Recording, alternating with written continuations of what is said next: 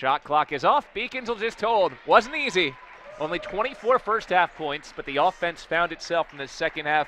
Beacons outscore Becker by 14 points, 41-27, and free throws coming after the late foul with 6.7 seconds to go. Yeah, with Grassi in this second half, and obviously taking over the offense, her and Dixon knocking down those threes really put some points on the boards for the Beacons. Lydia Vital hits the first free throw. She's a point away from an even 10 today, and her impact was huge, helping break the pressure throughout the course of the game. Huge, and you got Jackson in the game, obviously a freshman coming out of high school, hasn't seen the most playing time, and obviously before conference play, that's kind of huge.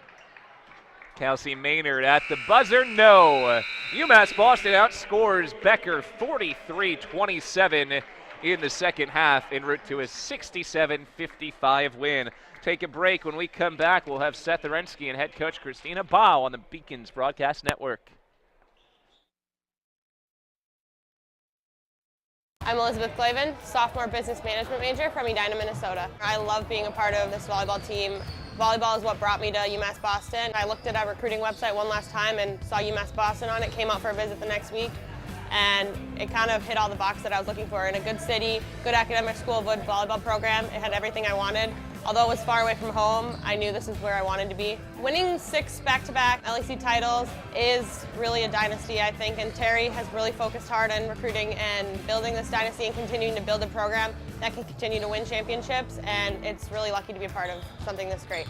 Last year, I was the Little East Conference Defensive Player of the Year, All-Conference second team, NCAA Regional MVP of the regional tournament, ABC All-Region Honorable Mention, and New England Women's Volleyball Association All-Rookie Team and Honorable Mention. I think my favorite game would have to be playing in the regional championship last year. We played against a really good Williams team, and I think that match, we started off a little shaky and lost the first set. We've lost in the whole playoff season, and I think that kind of shook us a little bit. We came back firing, and we're ready to go those next couple games.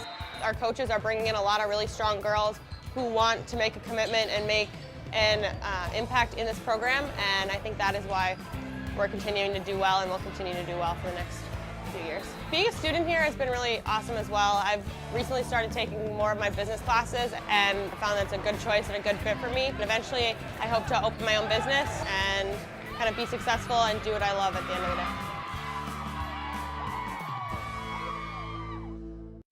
My name is Kirsten Morrison, aka Keeks. I'm a senior here at UMass. I'm in the Exercise Health Sciences program, and I play volleyball, basketball, and softball. I came here for volleyball, and I chose between basketball and softball, and I went with basketball my freshman year to play, and it's always kind of been a thing that I wanted to do is play softball my senior year. And by head coach Christina Bao. Coach, you were able to pull it out thanks to a nice run there towards the end of the third quarter, early fourth quarter. How does a game like this help you with such a young squad, maybe not overlook teams, but also learn how to finish off some of those teams in those close games? I thought we settled down in the third quarter, obviously our best quarter of the night. When we made the adjustments and tried to regroup and bring energy back to the game, I thought they responded. So that was huge, and we're young, so we've got to grow up game by game, quarter by quarter. And I really challenged them with their effort and their energy, and I thought they did that in the third. Vital's not putting up big scoring numbers, but especially in that third quarter, her ability to just weave through that press and just her calming presence, how huge is that for a young team, especially sort of just a gift, a transfer within the conference? Absolutely. She's huge. I tell her all the time, there is no break. You are the break. With her speed and her ability to see the floor, I told her average 6, she should be having 6 assists a game. I think tonight she had 7. So she's right where she needs to be, and when she does that, we're really dangerous. So hopefully she can continue to do that. You had a week off before tonight. Now you're back in action Thursday and then Saturday. What are the things that you're going to tinker with this week trying to get ready for Keene?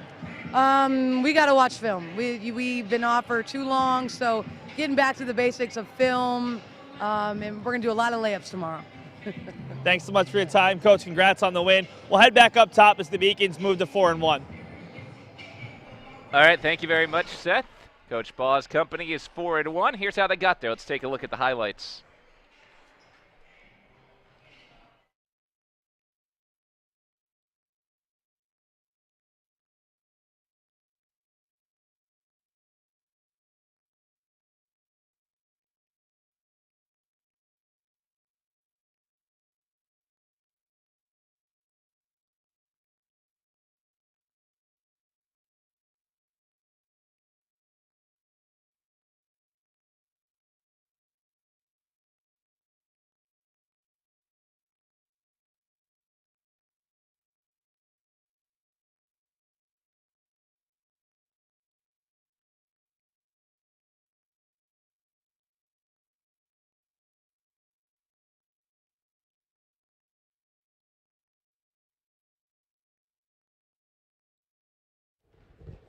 Back at the Clark Athletic Center, let's take a look at the statistics from today's game. We'll start with the team stats. UMass Boston is the winner here over Becker College. Beacon shot so much better in the second half. Remember, they were only at 28% after the first half. End up shooting 41% and 42% from three. Now for the team leaders for each side.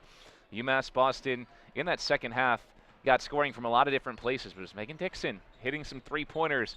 Beacons get 14 from her. On the other side, how about Cassidy Harrison doing everything she could to try to keep Becker in it. But the Beacons go to 4-1, and Becker falls to 2-3. Quick thank you to our production team working double duty. They're getting ready for the next game as well, so we get to thank them doubly today with Rachel Maslak, Anthony Searles, Alex Gibbs, my partner Steve Witkowski. Got the whole camera crew. Bill Spalding saying so long. Beacons are winners in game number 1. Game number 2 of our doubleheader, UMass Boston and MIT, coming up in just a matter of minutes. We'll be right back with you on the Beacons Broadcast Network.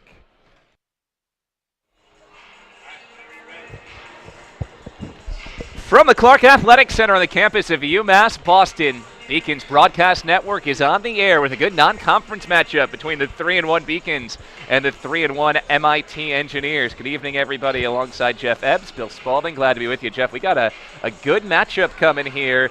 MIT 3-1, some big wins, but a loss to a Little East team in Keene State last time out. Beacons 3-1 this season as well, with just one close loss and good measuring stick in front of them today. Yeah, this is going to be the biggest test of the year for the Beacons by far. I think both stylistically, MIT really brings a different style that we don't see a lot in this conference. The LEC is generally pretty up and down, fast pace, a league you can create a lot of turnovers and capitalize on. NUMAC's not like that. NUMAC is a slow it down execution conference, so this is going to be a learning experience for the Beacons today. Let's take a look at the series history between these two teams. Of course, crosstown rivals. They play together a lot. And the Beacons have played MIT pretty well consistently. MIT leads the series 8-3, including a win last year, but the Beacons generally play them close. Now for the starting lineups, we'll start with MIT. The point guard is A.J. Yurko. Shooting guard is Nacho Nuwana. Ian Hinckley is one forward along with Tim Roberts. And the real star of this MIT team is Bradley Jomard, a guy at 6'6" who can do a little bit of everything. Aren't many players like him at this Division III level. He's got Division I skills. Yeah, Jomard has a chance to be, honestly, probably National Player of the Year, sometime during his career. He really can do everything. He brings, a Division I mindset. He really understands the game. He plays great off the ball. And that's really kind of trickles down to the whole MIT team. You're going to see a lot of that from everybody. And now the starting lineup for the UMass Boston Beacons. Todd Lee, sophomore guard from Boston, Massachusetts. Charles Mitchell, shooting guard, freshman, Roxbury. Dace Sinelli, sophomore guard / forward, Boston, Massachusetts. Michael Boyd, freshman, guard, Malden, Mass. Kevin Lewis Jean, senior, forward, Hyde Park, Mass. Guard-oriented lineup for the Beacons, and you and I were talking about it off the air, but one of the keys for this Beacon team is getting those guards involved in the rebounding. Yeah, and I think, I don't think there's going to be too many times this year that UMass is going to really win the boards, especially against a bigger team like this. I think their goal, you got to try to draw even. If you can keep it within 5, 6, or 7, especially against a team like this, you got to think you're going to be in the game at the end. If they start getting dominated on the boards, 12, 15, or worse, they're going to have a tough time. And again, this is going to be their biggest rebounding challenge of the year so far. And you already mentioned the clash of style in terms of pace. Beacon's going to want to push it, play a little helter-skelter, speed MIT up. Engineers want to slow it down, execute. They grinded a very good Harvard team at the Division I level in a season-opening game for Harvard that was an exhibition for MIT. Grinded them to the very end, a 9-point win for Harvard in a game that was a 2-point game a few minutes from the end of the game. Yeah, I can tell you from playing this MIT team 4 times, this is defensively one of the most frustrating games you're going to play if you let them dictate style. They put you in a bind defensively in pretty much every screen that comes, every pass that comes. You have a decision to make as a defender, and if you make the wrong one, they're going to capitalize every single time. Head coaching matchup, Jason Harris in his 3rd year with UMass Boston. There's been progress each season. 6 wins his first year, 14 last year, and a 3-1 start this year. Larry Anderson, 23 years at MIT, a team that has some consistent history. They went to the NCAA tournament last year, losing to a Little East team in EastCon. So they've lost back-to-back Little East teams in their last 2 Little East matchups. MIT and the Maroon will get the first possession as the Beacons drop back into man-to-man defense. Size all the way around for MIT, and an early foul goes on the Engineers. Tim Roberts creating space down low. Now, Bill, I can tell you what you're going to see a lot, and you saw it first possession, is they're going to run this Princeton offense, which is a 1-4 high. They're going to enter the high post a lot, and they're going to get that backdoor over the top. They'll get that as much as they can, especially with their size advantage. Yeah, can pass over the top of the smaller defenders. You see the size particularly at point guard, where A.J. Yurko is 6'3" for MIT. Here's Ty Lee for the Beacons, sophomore. One of 3 players who won a state championship at New Mission High School on this Beacons roster, but Dason Sinelli travels. Now you can see defensively MIT on that end. They're in all-out ball denial. The way they're going to counter our guard-laden lineup is they're going to go all-out ball denial on both wings and force you to play inside the three-point line. Meanwhile, UMass Boston decides to put on the full-court pressure, as is the norm under Coach Jason Harris, looking to make life difficult for MIT. Bradley Jomard, junior from Paris.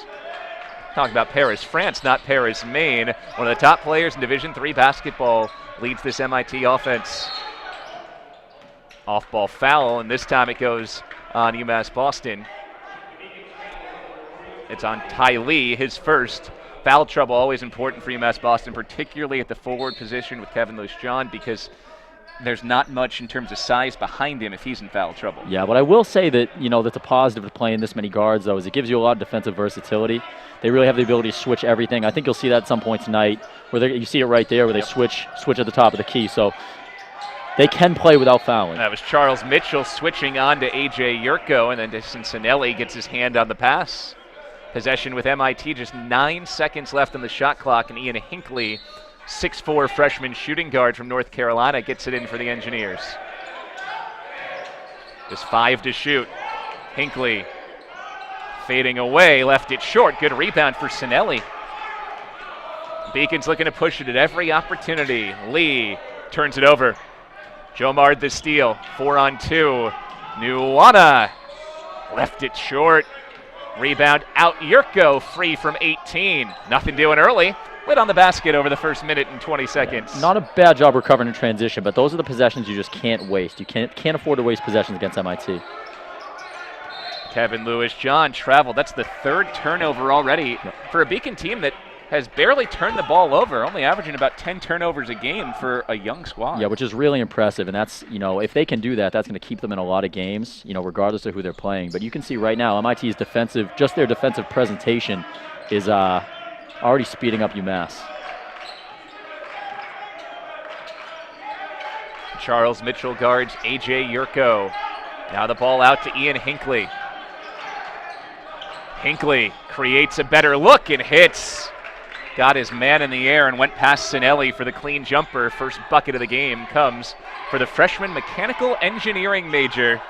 Unsurprisingly, MIT has a lot of outstanding students on their roster. Yeah, it shows in their offense, too. They don't take a lot of bad shots. Every shot they get is pretty much exactly what they want. Pass toward Kevin Lewis-Jean is broken up out of bounds, and will stick with the Beacons. 15 to shoot. Maybe the one weak point for MIT this year offensively has been turnovers, which is surprising when you consider a team that plays that deliberate tempo. They've turned it over almost 17 times a game. And what I can tell you about that, Mitchell off the mark from 3. What I can tell you about that is that offense that we just talked about and how it's so tough defensively, that's tough to run as an offensive player too. That takes a long time to learn. Every decision that you have to make has got to be right, and you've got to be able to communicate with your teammates. There's A.J. Yurko. Inside to Tim Roberts. High-low feed. Yurko, no. Jomard on the tip back. Yeah, and that's just a basic face cut right there. You just face cut right down the middle of the lane. Somebody needs to be in there, put a forearm in him. And saw a guy at 6'5" passing over the top of a defender who was only 6'2" on his back. So Bradley Jomard on the board for the first time, averaging about 14 a game this year. Ball is out of bounds to MIT after a 4th Beacon turnover of the first 2 minutes and 52 seconds. When you talk size, too, it's so easy to talk rebounding, but you just mentioned it with the easy pass. What it does, it almost creates like the LeBron James effect. When you're bigger than everybody else, everything becomes easier, and they kind of have that height advantage at every position. Jomard draws a foul in the backcourt on Sinelli, his first. Now, Bradley Jomard, 6'6". Last season, he was injured most of the year, played 15 games. Scored about 16 points a game in those 15 he played. Year before, he was the NEWMAC Conference Rookie of the Year. But he has the skills to do a little bit of everything. You see him bringing the ball up the floor here at 6'6". He can hit from 3 as well. Look at Mitchell steal the inbound and go at Jomard for 2. Charles Mitchell sparking the Beacons. Those are some of the cheap buckets they're going to have. If you try to win this game off execution, I don't think that's going to happen with a young group. Going to have some cheap baskets off turnovers. Charles Mitchell, freshman from New Mission High School, along with his twin brother Charlie, and there's Mitchell again forcing the turnover. He's fouled. Charles Mitchell giving the Beacons a boost on defense, turning it into offense. Now you see it right there in transition. Hopefully you see it some in the half court. This Beacons team cannot afford to play behind the three-point line. You have to attack their size and get into their body. They will foul you. Foul on Ian Hinckley is his first. So here's Mitchell, who won back-to-back state championships along with his brother Charlie at New Mission High School. Already scoring about 16 points a game over his first 4. That's a tremendous start to a freshman career. Beacon's been pretty balanced offensively. 3 different players averaging at least 10.8 points a game, led by Mitchell. And Mitchell knocks down the free throw here. So he has all 3 for the Beacons, who've scored 3 in a row and are back within 1. UMass Boston has sent in Dennis Hutton, and he's quickly called for a foul as he fouls Bradley Jomard. And I can tell you, I saw both games this past weekend of the Harbor Invitational, and they played a very small rotation. They only played about 8 guys consistently. Dennis Houghton was not one of them, so they're going to have to expand their rotation in games like this. He's a freshman from Gardner, Massachusetts, and you'd assume for some of the younger players, maybe the rotation will get a little bit bigger as the year goes on and they get acclimated to this college game. Yeah, and I think with young players playing at this level, they don't all have an expansive skill set. They might be 1 or 2 things that you know that they bring you, and if it's called upon in this game, they'll play. It's a backcourt violation. It was caught in the front court by Hinckley, but his momentum took him to the backcourt. Second MIT turnover. So he played 3:26, and all things considered after the slow start, Beacons have weathered that early storm. Ty Lee into the front court. So many different guys who can handle the basketball for this Beacon attack as well. And similar to what we said defensively, that's going to give you a lot of versatility on this end. There's not necessarily a point guard. There's 3 or 4 ball guards that will handle. Kevin Lewis Jean travels. Is off to a decent start in his return to the Beacons. Missed last season, but back this year averaging about 11 points, 3 rebounds a game for the senior from Hyde Park. There's Cameron Korb, first substitute into the game for MIT. Rolls back around to Hinckley. This is Jomard, member of the French U16 national team while he was playing before his college days. Just 7 to shoot. Yurko, kick out. Jomard, way off the mark, and the rebound to Charles Mitchell. Heavy on the gas pedal, ahead to Houghton for 2. Beacons lead. I can tell you one thing about that last defensive possession is over the weekend we talked a lot about being able to defend penetration. That's not one advantage MIT has. They don't have a lot of penetrators and guys that can get into the lane. It's all off ball movement and execution. You see it right there. You got to love UMass defensive posture right now. Yurko off the mark from 3. Hinckley runs down the board. Comes back to Jomard. Inside, good pass, and Roberts finishes off the assist from A.J. Yurko, who was also the New Mac Defensive Player of the Year last year. MIT back on top, 6-5. Lee into the lane, offensive foul. So Ty Lee got caught in the air, and that's 2 on Ty Lee already. Yeah, and that can be a problem because he's probably their most under control guard. We have a lot of youth and athleticism at the guard spot. He's only a sophomore, but he's not that style. He's always under control. They're going to need that. Brings us to a timeout on the floor. We'll step aside when we come back. More basketball. MIT 6, UMass Boston 5. Paris changed my life, and I got there through UMass. Those very specific seminal moments in Paris. The subway. A man in a tuxedo walked in, and a woman in a long gown. And it was stunning. It all hit me. It was like a lightning bolt. There was this world of beauty and style that I wanted to be a part of. That was the beginning of the journey. And that all came through the University of Massachusetts. And that was really a key moment for me. That's one of those moments you never forget.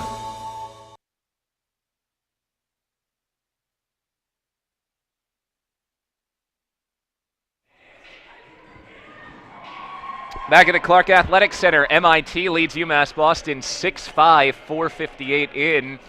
at the big whistle that led to the break. Second foul on Ty Lee, so he exits the game, and now you have the Mitchell twins, Charlie and Charles, out there together. They haven't gotten all that much court time together yet this year, but if you watch New Mission High School at all the past few seasons, they were almost always on the court together. Yeah, and you'd be surprised. If you're seeing them for the first time, you'll be surprised how different they really are. Charlie is a penetrator. He loves to get to the basket and finish at the rim.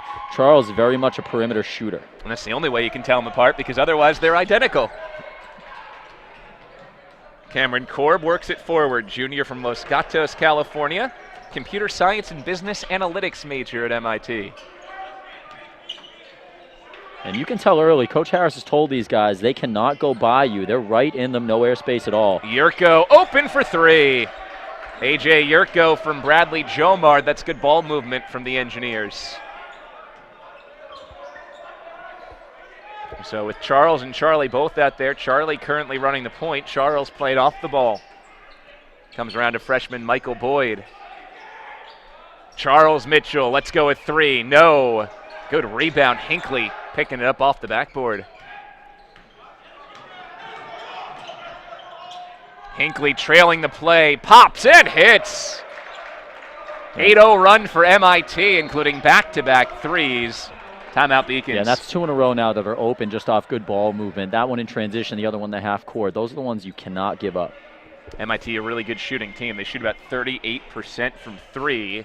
And how about 52% from the floor to start the year? Yeah, as far as that three-point percentage, I wish I could, know what that is on uncontested threes. If they get airspace, they're going to hit them. You have to close their airspace, get your hands high. Just make them uncomfortable. Well, we have a chance. Let's say hello to the third member of our crew today. We have Steve Witkowski working down courtside. Hey, something to look forward to in this first quarter. A lot of ticky-tack fouls called by the refs, and I don't think it's going to stop, especially playing a bigger team like MIT. Something to watch. Back to the booth. All right, thank you very much, Steve. And yeah, we were talking about how the foul trouble is going to influence this game. Already Ty Lee with 2 fouls. Beacons have been called for 4 fouls over the first 5 minutes and 54 seconds. And I can tell you if that is how they are going to call it, UMass has to be ultra aggressive getting to the basket. They have the athletic advantage. They have to get in there, get into their bodies, get to the rim. Charles Mitchell with possession. Outside for Michael Boyd. That's good. Contested 3 for Boyd. He's averaging 10.8 points a game in his first season out of Central Catholic High School. Yeah, and my biggest criticism of Mike Boyd is actually, maybe the best compliment I can give him. He needs to be more aggressive. Physically he can do it. He has a bigger body than both the Mitchell twins. He needs to get into the lane, be aggressive. That's a backcourt violation. Cameron Korb thought the ball was deflected, but referees rule no. He went into the backcourt on his own. Your officials today, by the way, Eddie Colon, John Rafferty, and Stephen Uno. Beacons make another substitution, so Dason Sinelli returns to the game. Also, James Hawkins in for the first time, the 6'4 senior. Charlie Mitchell hits a contested 2. It's not an easy shot. Stop, catch, and shoot. Beacons answer out of that timeout, 5 in a row. Yep, you're going to notice they just brought number 2, Iser Barnes, into the game for UMass. And notice immediately when he's in there, they extend their pressure 94 feet. He's definitely part of that. He can help change the game defensively. Barnes averaged 10 points a game last season. He's accepted a different role as a senior. Jomard got a piece, couldn't finish, and ball's out of bounds. In case you're wondering, by the way, Bradley Jomard could actually answer the question if he says, this isn't rocket science. He is a major in aerospace engineering at MIT. He will actually be a rocket scientist when he graduates. Those jokes were pretty thin pretty quick when we played them my freshman year, lost by about 40. We stopped making fun of them. Yurko up top.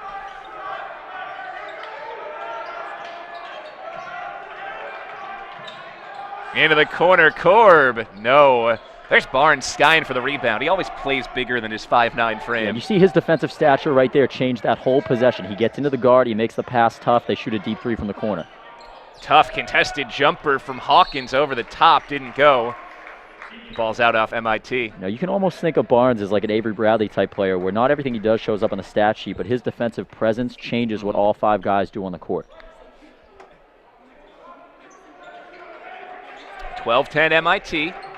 Twice the Engineers have gotten out to decent leads, and twice the Beacons have surged back. Barnes got caught in the air, and Yurko, the defensive player of the year in the NUMAC, forces it free.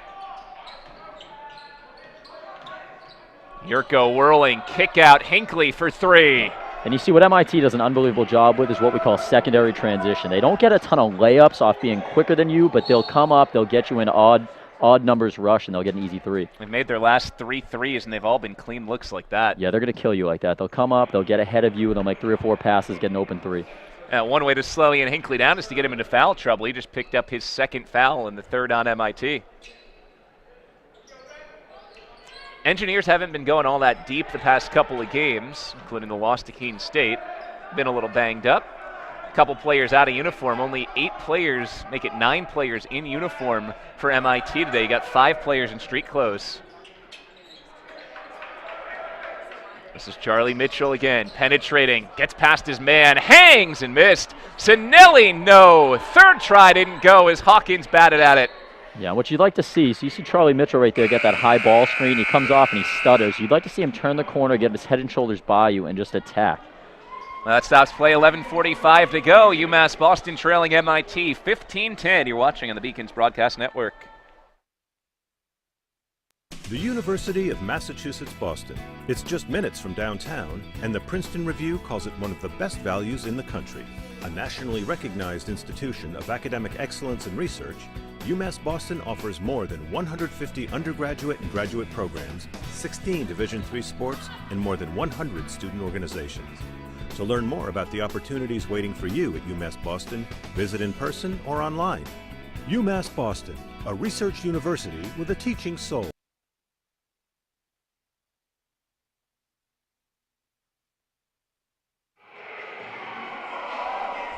15-10, MIT leads UMass Boston. Non-conference matchup here at the Clark Athletic Center.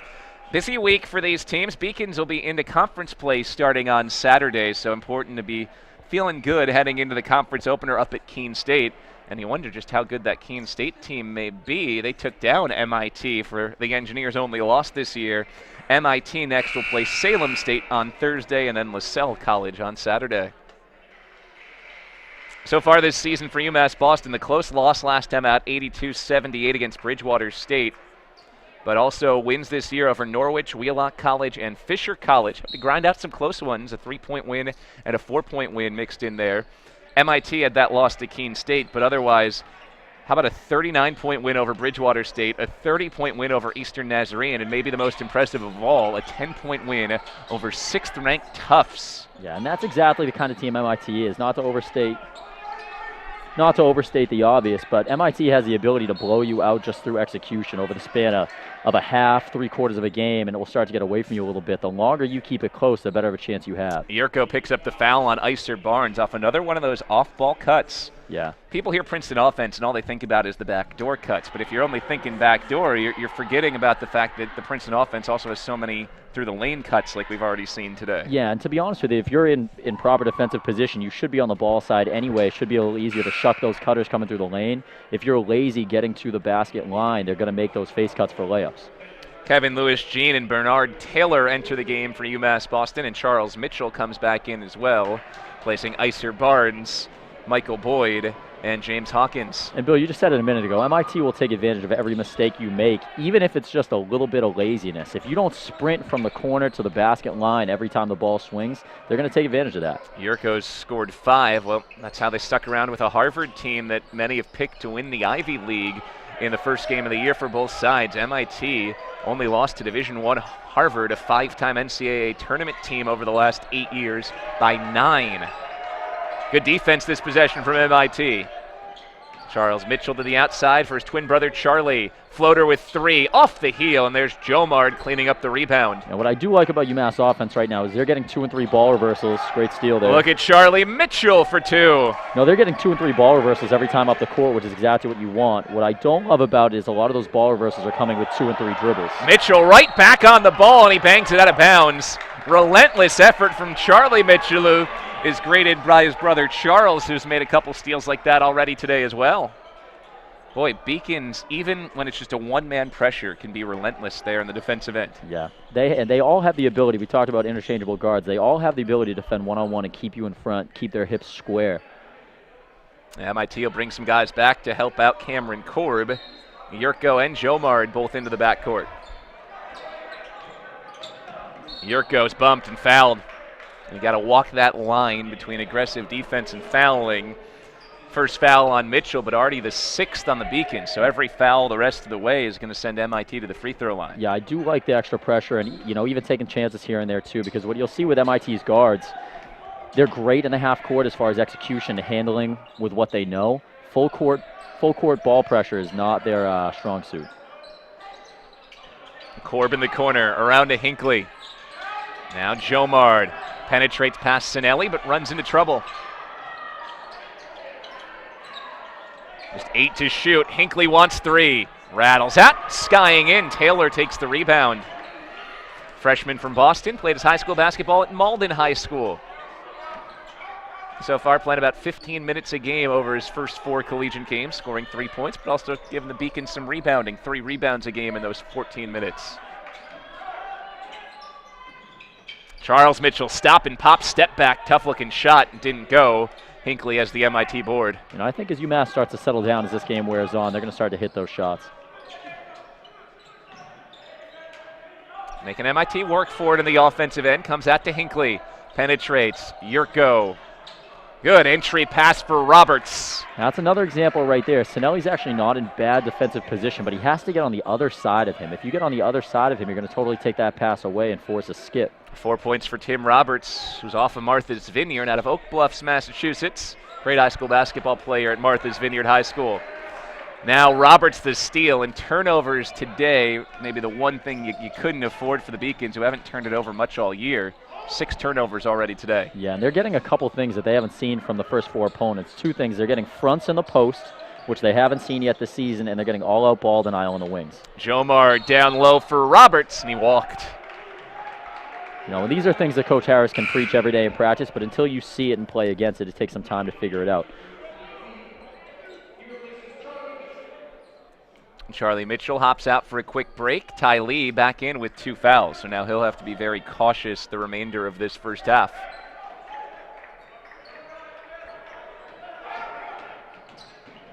Lee into the game, rejected. Went right to the rim, but Hinckley stuffed him. Nacha Nuwana and Aiden Einloth enter for MIT. Nuwana returning. Einloth, a sophomore from Illinois, in for the first time. One of the things about MIT, they have a global recruiting base because everybody wants to go to MIT. Yeah, and it's funny. The associate head coach at MIT, Tyler Papadinas, is actually a former coach at UMass. And him and I have had the opportunity to talk about their recruiting situation at MIT, and it's interesting because they get high-level talent, but, he estimates they might only have about 100 potential players at that school. Roberts into the lane, gets it to go. That's Bernard Taylor with the good floater. You're saying only about 100 kids a year that could even get into the school if they wanted to come play. Yeah. You got to look for the combination of can you play here, do you have the ability, and then obviously can you academically be here. And on top of that, there's a lot of turnover in MIT's athletic department from kids who get there. They're there for school as Jomard scores and realize that the college basketball commitment on top of the rigorous studies might be too much. Yeah. I know every university has challenges. I know we certainly have ours here, being an employee here right now, and MIT has a whole different set of challenges. MIT back up by 7.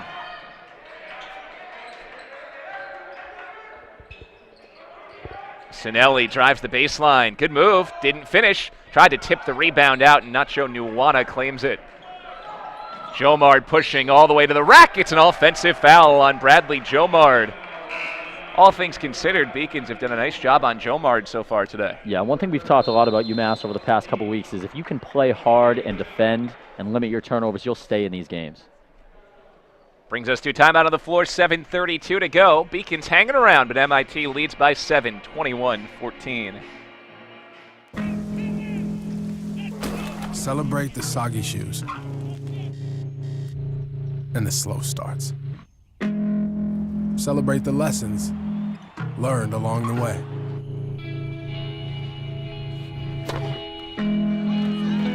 These are the wins. Back at the Clark Athletic Center, let's check in with Steve Witkowski. Harris talked about the last time out was turnovers. The Beacons have to minimize the turnovers, and already with 9 today, it's tough playing a quick and tall team at MIT. They have to minimize the turnovers. All right, Steve, yeah, that's a huge key. We've been talking about it. Only average 10 turnovers a game. They're at 9, and there's still 7.5 minutes before halftime. So not necessarily what you were looking for game plan-wise for the Beacons, but even with that said, they're still in this, only down 7. MIT has not been an offensive juggernaut in this game. Engineers average 82 a game. They're only on pace for about 60 right now. Yeah, it's a little give and take. MIT hasn't, played a turnover-free game either. UMass defensive pressure is obviously accounting for some of that, but the flip side of that coin is UMass can't afford to just match the turnover battle with them. They have to win that. 21-14, UMass Boston trails MIT. Beacons have Ty Lee, Charles Mitchell, Bernard Taylor, Michael Boyd, and James Hawkins in the game. Engineers answer with Aiden Einloith, Ian Hinckley, Bradley Jomard, Cameron Korb, and Nacho Nuwana. Boyd, tough look, off the heel, and Nuwana flies in for the rebound. Sophomore from White Plains, New York, averaging about 7 points a game in his second season. Korb off the window. That's a creative shot from the junior scorer. Yeah, and you see it again. That's just that secondary transition. It's not a wide open layup, but it's off the break, and they just get the right shot. Lee with the crossover, penetrates, stripped away. Korb stuck with him. Yeah, and that's got to be a pass to short corner right there for an open jump shot.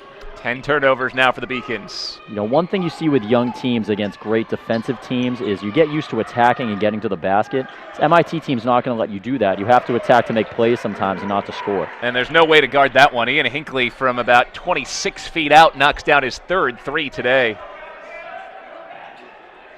He scored 12 of MIT's 26, and this is the largest lead, 12 points for the Engineers. Good answer, but the layup doesn't go. Taylor penetrated, just didn't finish. Foul on James Hawkins and UMass Boston's his first, 7th on the Beacons, which means Aiden Einloith will march the length of the floor to shoot 1-1-1. And you get the feeling this is a critical time in the game right now with free throws coming in the bonus. UMass got to be able to defend without fouling, and they have to start getting the right shot. Beacons re-enter Dennis Houghton. So Houghton and Iser Barnes back into the game. Now, I think UMass has actually been pretty effective at penetrating. I don't think they've been particularly effective at making plays off that penetration. Einloith knocks down the front end. MIT's a 72% free throw shooting team this year. Einloith hasn't missed. He is 6 for 6.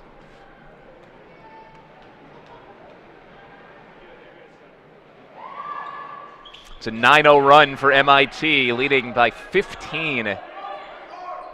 This is where the alarm bells start to ring a little bit. Next 6 minutes, very important for the Beacons to get this back to a manageable number around halftime. Yeah, and this is exactly the way MIT does it. They're not the team that they come in, they run you out of the gym and throw up triple digits, but they'll just put a stranglehold on you over time if you let them. Just 8 to shoot. Iser Barnes in the lane, out for Boyd. Jomard blocks the 3. Bradley Jomard just does a little bit of everything. Now he flings him forward. Beacons have scored more than 70 a game. They're on pace for somewhere around 40 right now with MIT's defense. I've actually been really impressed with their ability to stop penetration themselves. Look at the backdoor cut from Hinckley. Off the assist from Einloith. And that's one of those decisions we were talking about. If you get too aggressive out on the wing, they're just going to backdoor get a layup. Hinckley scored 14. And the danger is when you're losing and you're having issues scoring, as Boyd's off the mark here, you might try to be over-aggressive on defense to make a play, and that would play right into MIT's strengths. Yeah, and I'm sure that's something Coach Harris is going to talk about is don't do anything that we don't do. Just stay within our game, stay within our systems. That's the only way they're going to come back. Rare miss from Hinckley and a jump ball on the rebound. Arrow gives it to the Beacons. Ian Hinckley is averaging 6 points a game this year. He has scored 14 already in the opening 15 minutes. AJ Yurko enters and Hinckley will head out. Charles Mitchell in for Ty Lee for UMass Boston.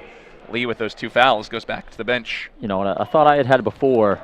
If you watch UMass, they are doing a good job getting ball reversal, swinging from side to side. A lot of it, though, is with the dribble before a pass. Nothing that time either, just straight penetration off bringing it up. Seems like the shots are becoming more and more forced as this game goes along. Yeah, no matter how good a team is defensively, if you don't move them, you're doing half their job for them. You have to move them from side to side with the pass before you try to penetrate. Here's Yurko. Outside Korb from way downtown, and the foul. A chance for a 4-point play.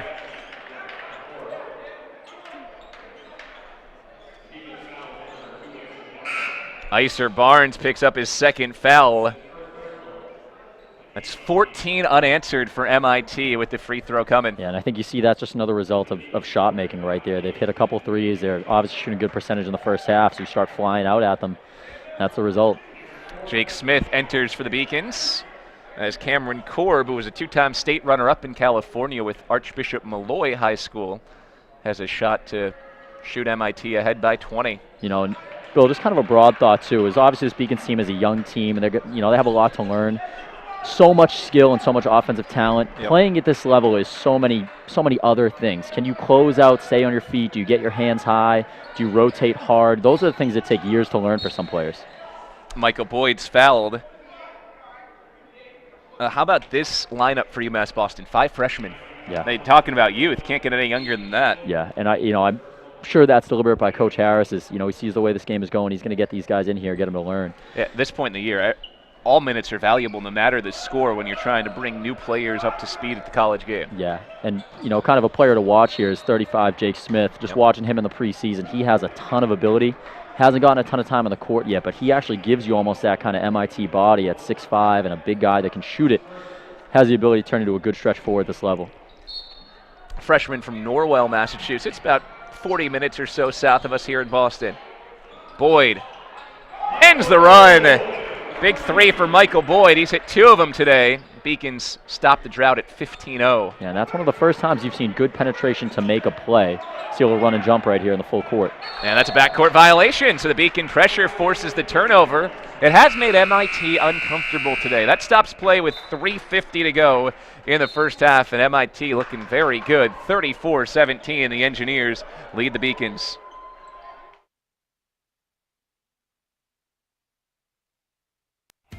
Something I discovered in myself is that if I have a goal, then I can accomplish it. It's a well-rounded experience. At a Division III school, you primarily a student athlete, so the school is really shaped around you developing yourself as a complete individual. It helps a lot that you have a family with your team that can guide you.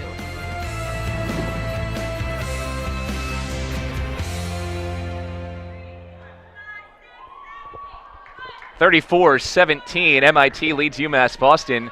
Beacons have had some success with the full court pressure. Issue is you need to be putting the ball in the basket to be able to set up that pressure off the dead ball. So let's focus on offense and how the Beacons can do that a little more consistently. Seeing a lot of penetration. We're not seeing much ball movement out of the penetration. Yeah, and I think that's just something. I think it's something they're going to have to learn is that when you get into the paint, if you're not having success finishing, get into the paint to make a play, make an extra pass, and get an open look. And when those shots start coming in rhythm, you're going to make those shots.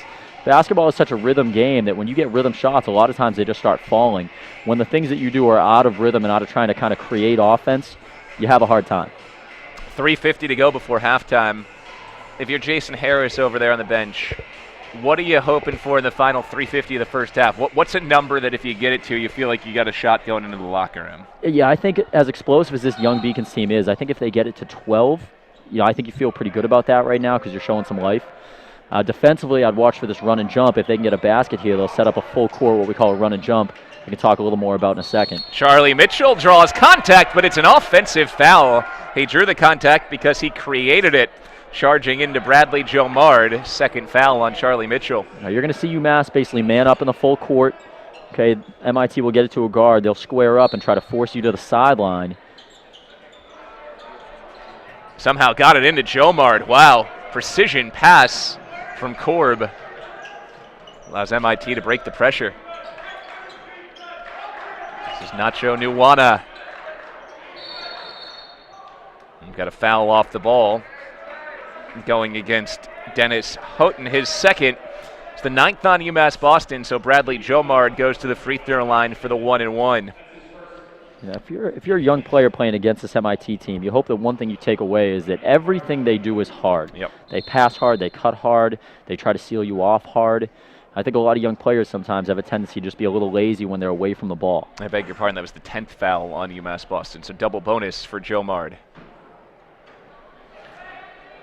Junior out of Paris, France. Mentioned he's an aerospace engineering major. He did spend some time in the U.S., went to prep school at the New Hampton School. Had a chance to go to a lot of different schools and decided to play at MIT, where he was the New MAC Rookie of the Year as a freshman, and last year scored 15 a game. Timeout taken, 19-point lead for MIT, 3:28 to go in this first half. If it continues like this, when do you almost throw the score out if you're Jason Harris with your young team and try to just focus on the valuable minutes and what's important here before opening up conference play Saturday against Keene State? Yeah, knowing Coach Harris the way that I do, and I'm not saying this game is a lost cause, but he's in that mindset right now. I think when you have a team with 9 freshmen that's as young as they are, might what be an alternative going into these games, and he knew coming into this game that this is going to be a learning experience, win, lose, or draw. There's things he wants them to get out of this game. I'm sure mentally he's there. Yeah, games like this are really valuable. You want to measure yourself against good opponents, see what it's like. Beacons even got that chance when they played at UMass Lowell in an exhibition game at the start of the year against Division I program as well. You go out there and then you get tape, and you can bring that tape back and say, hey, this is what a really good basketball team does. Yeah. Here's what we need to do to get to that point. Yeah, you're exactly right, and that's exactly what this game is going to turn into. I have no doubt about that. Not necessarily on the scoreboard, but he's going to take this tape the next day, and they're going to break it down aggressively and talk about all the good things MIT's done, and hopefully some of the good things we do for the last 23 minutes of this game. Would you expect to see a lot of this 5 freshman lineup over the course of the rest of this game? Yeah, I think you'll see a blend of the 9 for sure. Charlie Mitchell and Charles Mitchell, along with Dennis Houghton, Michael Boyd, and Jake Smith, your 5 on the floor for the Beacons. This is Charles Mitchell for 3. No, Smith, the offensive rebound. He's fouled. Goes on Nacho Nuwana, his first. There's the 6'5" size showing off. 7th foul on MIT, which means that Jake Smith will shoot a 1-and-1. And I can tell you one thing I've never seen from a Jason Harris team in 2.25 years now is I've never seen a team give up or not play hard for 40 minutes. They'll play hard for 40, regardless of the score. We'll hear from Coach Harris at halftime. He'll be with our sideline guy, Steve Witkowski. Interesting to get his thoughts on these first 20 minutes. Jake Smith hits the front end of the 1-and-1. Out of Norwell High School. Play down in that Patriot League with a lot of the other schools on the South Shore. Just a 1-for-2 trip. Beacons back within 18 points, and Jomard's headed back to the free throw line. That's a 3rd foul on Charlie Mitchell. Yeah. See, those are the ones you don't need here. You're down 18. You have a chance to get stops, get turnovers, or just rebound and run and get a little closer here. You don't need to put them at the free throw line so they can just add to this. Mitchell playing hard. He's created some turnovers, but one of those things you learn as a freshman is where's the line between aggressive defense and what's going to be called for a foul. Yeah, and when you're a great defender, which you can see that he is, one thing that he needs to do better is showing his hands. He has no reason to use his hands or try to reach. He can just show his hands to the official every time. 7 points now for Bradley Jomard. Make it 8. Matching that 20-point lead, the largest of the day for MIT, 38-18. Here's Ty Lee back in. He's been held in check today, still hasn't scored. Yurko picks up Boyd a long way out, and that's an offensive foul. Boyd shoved out with the right forearm to knock Yurko over. And you see how good MIT is on the perimeter, moving their feet, keeping their chest and their hips in front of you.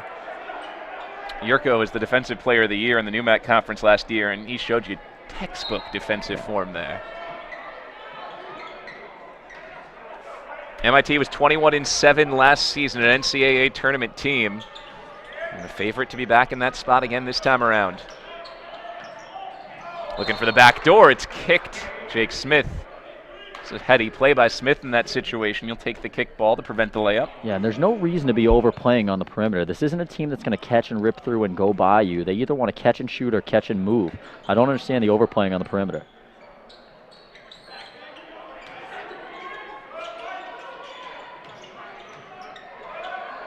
Nuwana with Jomard posting up. Jomard into the corner. Yurko, clean look. Short. Runs down his own miss. Fresh shot clock for MIT. And Jomard burns it early with the travel. Now you'll see UMass just got away with one a gamble a minute ago. Those are the ones that, against a team like this, they will kill you. We got lucky with a miss, but a wide open corner three that's going down more often than not. That was Charles Mitchell who had made that gambling play. And you love the exuberance, you love the energy and the effort on that defensive end, and you want that with your freshmen. Now you got to harness it in a little bit. Yeah. Time and a place. A lot easier to harness somebody in than get them to play harder. That's deflected out off MIT. Good hustle from Yurko. Oh, it's an engineer group that, no matter the score, grinds out every possession. Really impressive team. And you got to bet they're feeling a little smarmy after the loss last time out to Keene State. Smith traveled, tried to hold his feet and slipped. Another Beacon turnover, and will be another, I'm sure, major talking point at halftime. Yeah, and there's really two types of turnovers. There's turnovers out of hustle, and then there's just careless turnovers. And I think, unfortunately, in the first half, you're seeing more careless turnovers than you are turnovers out of hustle or trying to execute, and I think that's what he's going to have a problem with. Korb up top, moving the ball well. Hinckley scored 14 of MIT's 38, and Joe Mard has scored 10. He started slow, but he's gotten going. 6 of his 10 in the last 3 minutes. Excuse me. Well, that's called getting your work done early right there, right? You saw how he got deep position. He got his hips into you, got deep position. You knew he was getting the ball as soon as that possession started. 40-18. MIT leads by 22. It's the largest today for the Engineers.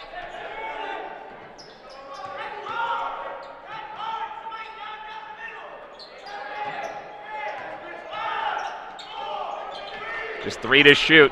Charles Mitchell fading away. That's shot clock violation. You mentioned Joe Mard getting to work early. I'd assume as an aerospace engineering major, you probably get to work early, late, and anytime you have downtime at all. It's impressive to think, you know as a student athlete yourself back in the day, that any college athlete's a big time commitment to balance your school, balance your practice, your games. And you're not doing that at a school that has the academic rigor of MIT. Yeah, it's impressive. I can't imagine what those days are like, and what their practices are like too. I know, again, knowing the coaching staff a little, I know how hard they practice and how hard they scout, and it's got to be an overwhelming volume of work. Mitchell ahead of the pack with a great pass to Jake Smith. And that's one of the rare true transition opportunities we've seen. Charles Mitchell fit that into a very tight window. Inside the final minute of the first half, 40-20 MIT. Joe Mard, kick out. With 10 to shoot. Good positioning for Korb. He traveled. And you talked about how great that pass was by Mitchell a moment ago. The way I think about it is almost, if you look at a lot of these UMass freshmen, if they were a video game player, their skills would be high. A lot of them would be in the, in the 80s and 90s. It's just going to be about developing those skills with their head at this level. In those video games, the rookies oftentimes, like the awareness numbers or things like that are down, and that's what you build as a veteran, the more games you play. Shot clock is off, 7 to shoot. Boyd on the back cut to Charles Mitchell. With 2 seconds, Lee penetrates with 1. Beacons won't get a shot off.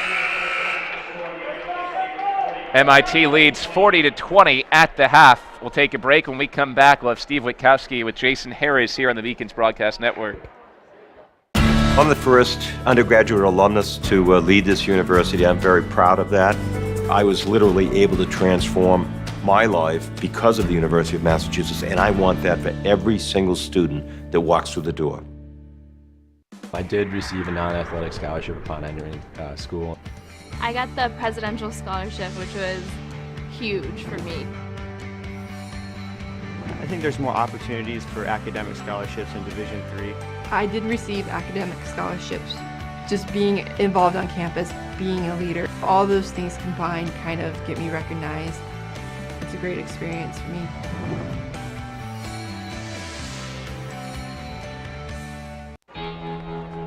Cheer for the stumbles. The he shoulda had that's. And the tears that linger. For in those moments, greatness lies. There, you will find the provoked, the determined, the unified. It's in those moments that champions are born. Moving from Turkey, it was a rough journey for me because when you don't really speak the language that well and when you don't really fit in the crowd, it's very Coach, easy definitely one of the tallest and fastest teams that you've played so far this year. What do you have to do better defensively in the second half? Grow up. And offensively to create better shots for your players so you can score more points in the second half. What do you kind of have to do offensively? Just a little bit more movement. I don't think it's an effort thing tonight. I think our kids are playing hard. Larry does a great job coaching his guys. They're well coached. They play hard. Again, I think this is just the growing pains we talked about. We look stagnant on offense. We're running it at 38 feet. We're not driving. When we talk about being a slow game, it's kind of playing to their strength. But again, our kids are playing hard. We're all young, so it's not an excuse for being down 20. But our kids are going to come right back like it's a tie ball game in the second half, and they'll play hard. Thank you, Coach. Back to the booth. All right, thank you, Steve. And that's kind of what we were just talking about. The attitude that you have to have in a situation like this is the attitude that Coach Harris had right there. He knows the kids are battling, they're playing hard, and it'll be valuable 20 minutes going forward. Yeah, and what I don't think you're going to see is a lot of adjustments on either side. I don't think you're going to see a lot of schematic changes. That's not what this game is about. It's about do what we do and do it well, and it's going to work against anybody. All right, step aside. Coming up next, we'll show you the highlights from the Women's Hockey Codfish Bowl Finals. Let's take a look at those. The Women's Hockey Codfish Bowl, Beacons and Endicott College, a 2-1 overtime thriller. Here are those highlights.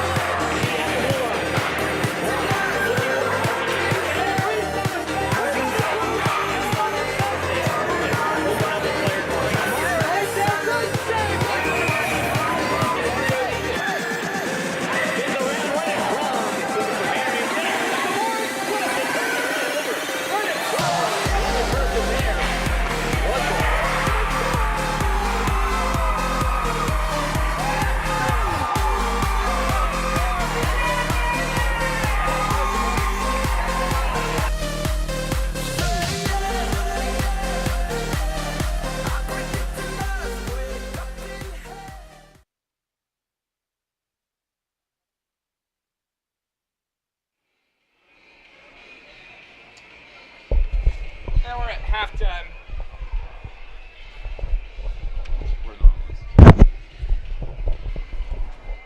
We've hit halftime here on the Beacons Broadcast Network. 40-20, MIT leads UMass Boston. Let's take a look at those first half highlights, and you can walk us through them here, Jeff. For the Beacons, it was a interesting first half. They really were gritty. You see Charles Mitchell with the steal. A couple of those from both of the Mitchell twins today, but MIT executes so well. Yeah, we saw that a few times in the full court defensively, and that's great, and they're going to need those if they have any chance to come back. You know, the problem with that is it's not sustainable. They're going to have to get more stops in the half court in the second half.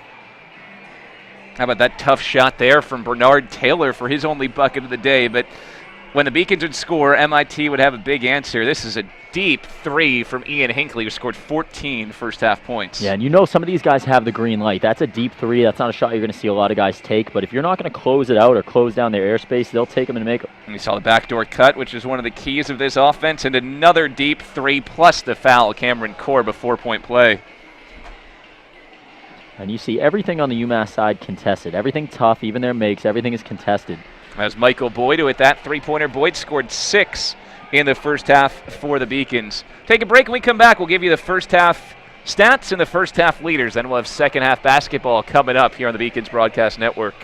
The University of Massachusetts Boston, with its scenic oceanfront campus, easily accessible to downtown Boston, is recognized as a model of excellence for urban public universities. 16 NCAA Division III sports are part of the more than 100 student organizations that create an engaging campus life in America's biggest and best college town. UMass Boston, Boston's urban public research university for the 21st century. Halftime at the Clark, 40-20, MIT leads UMass Boston. MIT already has a win against top 10 team in Tufts on its resume this year. Really good basketball team. Here are the first half stats. The execution from MIT on offense. You see them shooting 54% from the floor.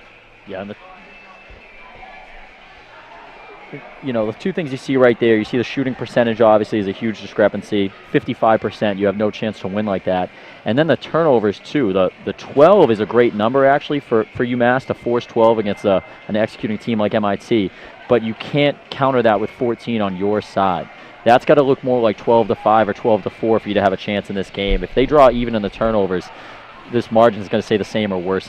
Particularly when you're only shooting 33% as well. It doesn't help to have similar number of possessions. To individual leaders for MIT, it was a really hot start for Ian Hinckley. At one point, he had scored 12 of the first 24 for the Engineers. Hinckley ended that half leading MIT with 14 points. Beacons in the first half, number of different players got on the board. You have the Mitchells with 4, Charles and Charlie 4 and 3 points to lead the way. So you know you haven't scored a whole lot when your leading scorer is 4 points at halftime. Yeah, and one thing that I hope Coach Harris talked about, I'm sure he touched on, is if you look at field goals made right now for UMass, they're at 13, and 11 of those have been assisted.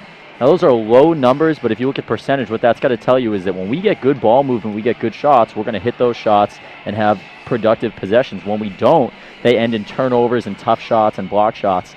I just don't think they're maximizing every possession right now, so I hope that was a teaching point at the half. See the 4 assists for A.J. Yurko. He's kind of the straw that stirs that MIT drink offensively and defensively.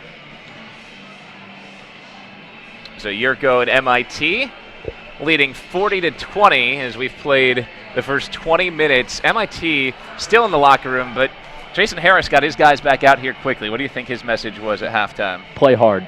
Play really hard. I think you heard him say grow up at the half. You know, and he did say it's not effort, but he's going to tell them try to play hard within execution for the remainder of this game. You know, you had mentioned it a minute ago, throw away the scoreboard, and if you do things the right way, you might chip away at it. But either way, I'm sure he has things he's looking for in the second half. All right, while we have time, let's take a look at the highlights from the men's hockey game versus Skidmore last Saturday.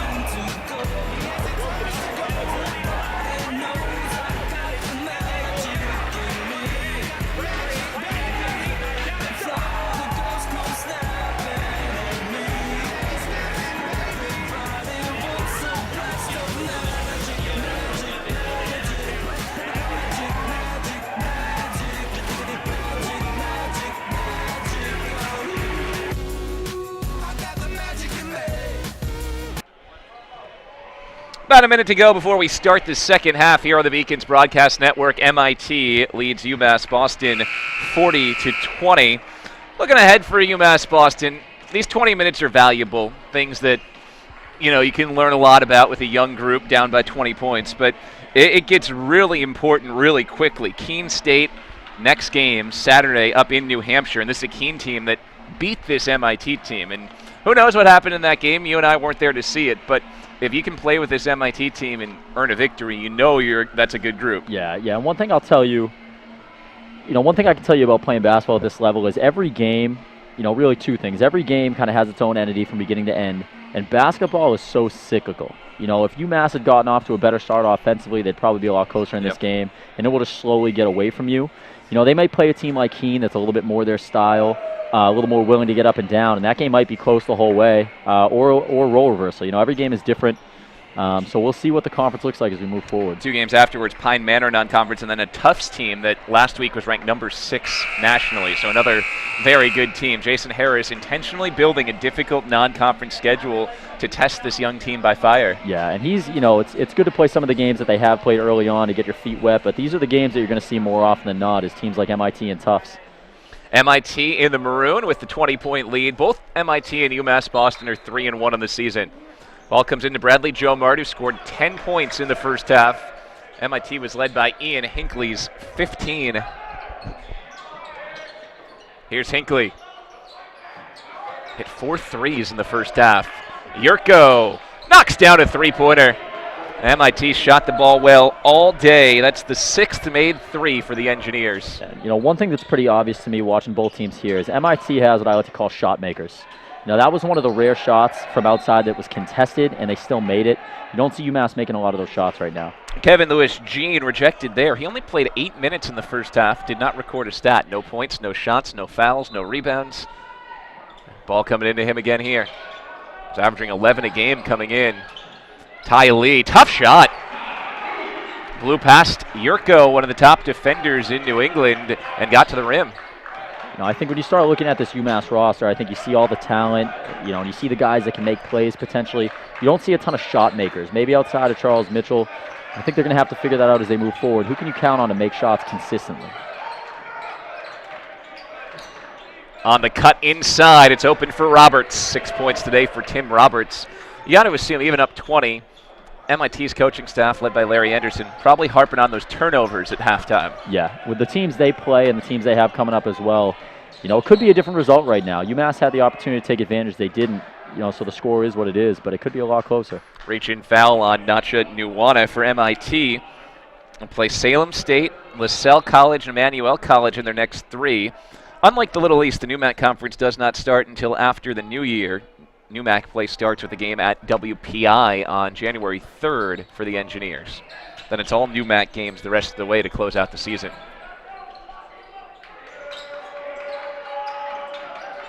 Here's Charles Mitchell, held to 3 points in the first half. Good kick out. Decent. Sinelli cans a 3.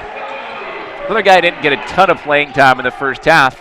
Scores his first bucket of the day. And that was the best offensive possession I saw all day. They got 2 ball reversals, a ball screen with a slip, and an attack with a kick out for an open 3. Now can he get some stops and string them together? Hinckley bounced it right through the wickets of Roberts. Sinelli pushing. Beacons will back it out in a 20-point game. Lee again. Oh, high off the window. Now, Jason Harris said they'd compete in the second half, and so far, a feisty start. Yeah, and that's two fearless possessions right there. Attacking to finish. Beacons within 18. Yurko all alone. Short to break for the Beacons, but a rebounding foul is called on MIT, on Bradley Jomard. Second foul on MIT already in this second half, and possession back to the Beacons. Beacons lucked out a little there. Saw Boyd got caught in the middle of the paint, kind of ball watching a little bit. Didn't know where his man was.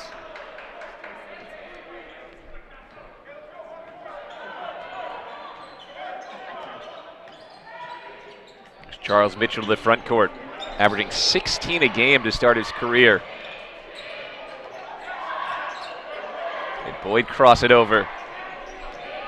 Boyd into the teeth of the D to Lewis Jean. It's blocked, but a foul.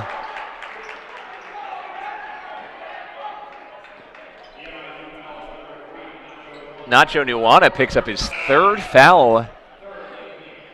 Free throws coming for Kevin Lewis Jean. And I think what you love right now that the guards are showing that really this whole young team exemplifies, they're definitely fearless and they're confident. And already seeing growth from the first half to the second half. Kevin Lewis Jean is on the board. By the way, that was actually the fourth foul on Nacho Nuwana.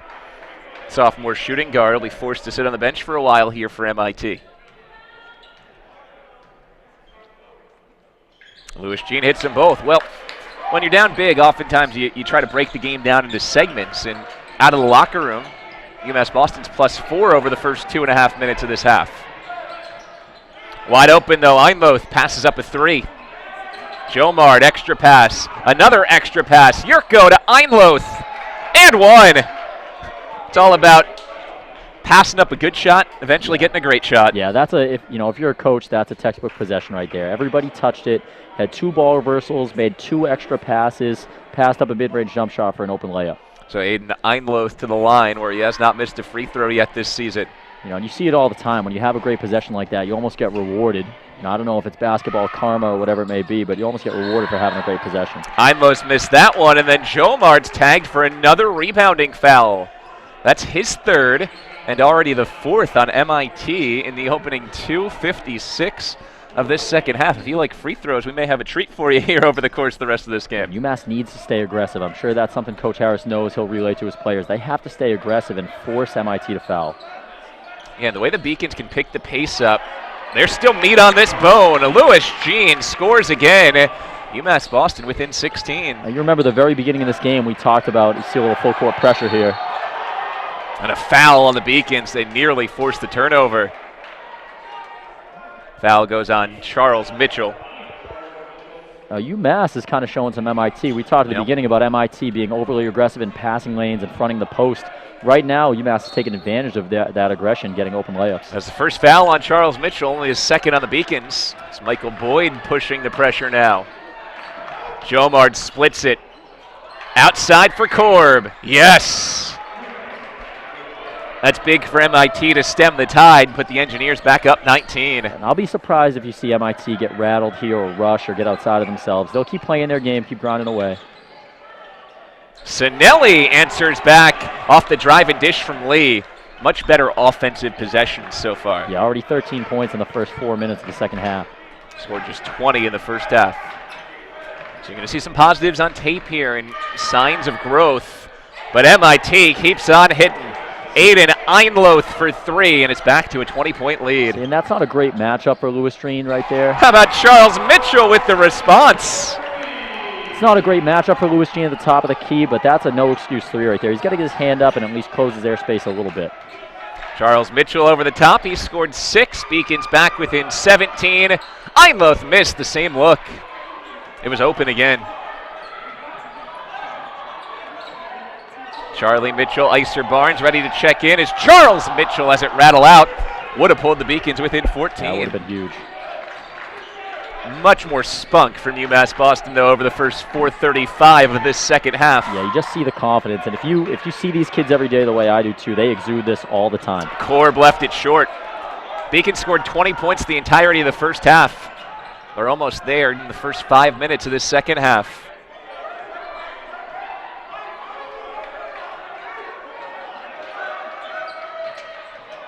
Lee into the teeth of the D, to the outside for Boyd. He wants three.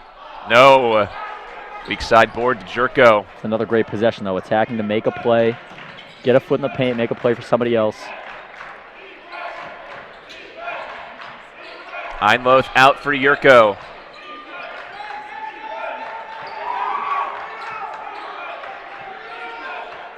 Better defense for the Beacons on this trip. And Jorman loses it out of bounds. It's an MIT turnover. Brings us to a timeout on the floor. 16 points in the early going for UMass Boston here in half two. Playing with some good energy out of the locker room, down 17 to MIT. Division III allows you to give yourself to other things. having that free time allows me to pursue the things that I want to pursue. Division III athletics affords students the opportunity to, engage in the other interests in their campus and in their lives outside of that sport. It allows you to just be able to do everything you want to do. I wouldn't change it for the world.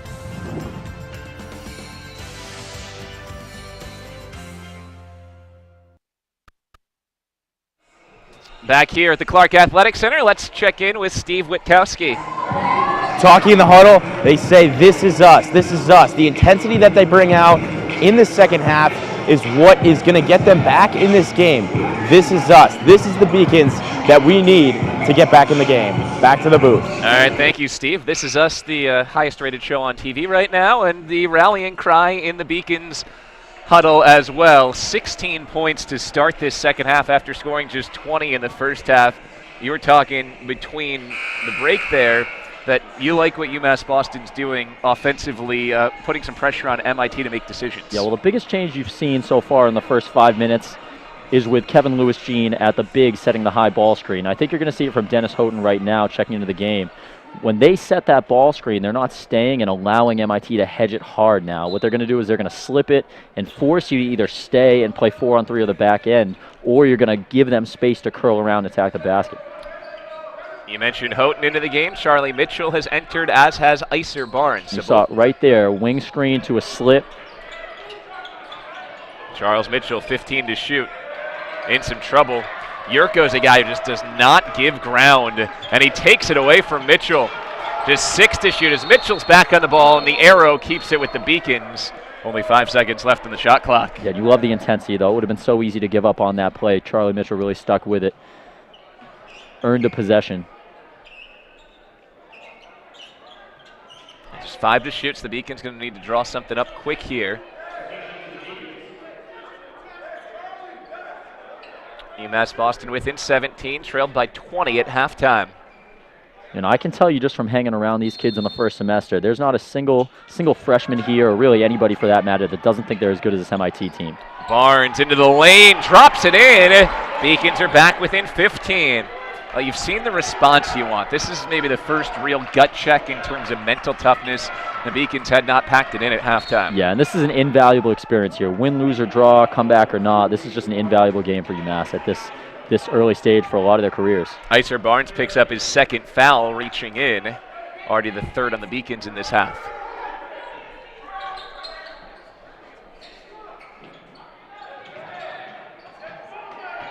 Joe Mard, triple teamed, he lost it. Great hands. Charles Mitchell pushing all the way into the lane. Look at the floater! Wow! That's 8 for Mitchell. Beacons within 13. As close as they've been since very early in this game. Korb gets to the rack, missed it. And the ball's going back to UMass Boston. Yeah. You know, we talked in the first half about some of those MIT face cuts, getting easy baskets off face cuts. You're almost seeing UMass over help now. They'd rather make that skip pass, give up the skip pass for an open 3 than let them get easy baskets inside. Charlie Mitchell to the offensive end. Freshman business major. Out to Iser Barnes, one of the veterans in this group, a senior. Got to stay with the ball and body movement. This is a stagnant possession right here. Just 12 to shoot. It comes out to Sinelli with 8. Sinelli into the lane, step back. Rebound down into the hands of MIT's Cameron Korb. First empty possession in a while for the Beacons. Yeah, and I think that's a shot that a year or two from now Sinelli's going to make pretty consistently. Einloth, big 3. He's made his second of the day. 9 points for Aiden Einloth. Just like that, MIT's back up 16. When you build a 20-point cushion, all you got to do is make a few big shots to hold on. That pass going nowhere. Mitchell overshot his intended target, and Joe Mard takes it away.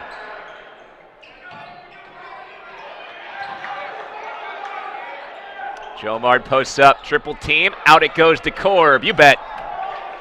That ball movement, so fluid. Yeah, and some of this is just the gamble you take when you get down like this. You're seeing a lot odd numbers on the back end, 4-on-3s and 3-on-2s, and that's just from some of the trapping UMass is doing. 6-0 run for MIT to go right back up 19 after the Beacons had clawed within 13. Barnes whirls. Jomard says no. Over the top pass toward Yurko. Great job by Charles Mitchell to hustle back and bang it out off MIT. Stops play at the 11:45 mark of this second half. Beacons got close, but MIT has answered with 6 in a row. 59-40, MIT leads.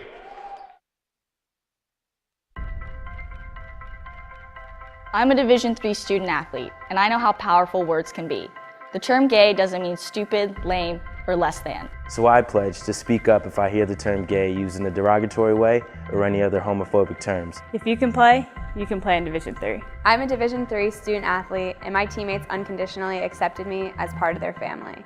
So now I pledge to do the same for others. If you can play in Division III. A 6-0 run for MIT has the Engineers back on top, 59-40. Alongside Jeff Epps, Bill Spalding, glad to be with you. A lot to like in this second half after the slow start for UMass Boston. MIT, one of the top teams in the New England region, likely will be an NCAA tournament team again at the end of the year. Give me your biggest positive and maybe the biggest area still to work on from what you've seen over these last 8 minutes, 15 seconds. Well, I think obviously you love the effort. You love the fight. You love the effort. You love the confidence that they're exuding that they can play with this MIT team after a rough first half. And I think those things are going to stick with them in every game they go to play. I think one thing you're still seeing is defensively, you're seeing a lot of defensive breakdowns. Some of that is communication, but a lot of that is just fundamentals that I'm sure will be addressed this week in practice. UMass Boston down 19, possession with the Beacons. Beacons have gotten a lot from Charles Mitchell in this second half. He scored 6 of his 8 points. He leads UMass Boston with 8. Here's Michael Boyd penetrating, high off glass, no. Sinelli sticks it back. 7 for Sinelli, and all 7 have come in the second half.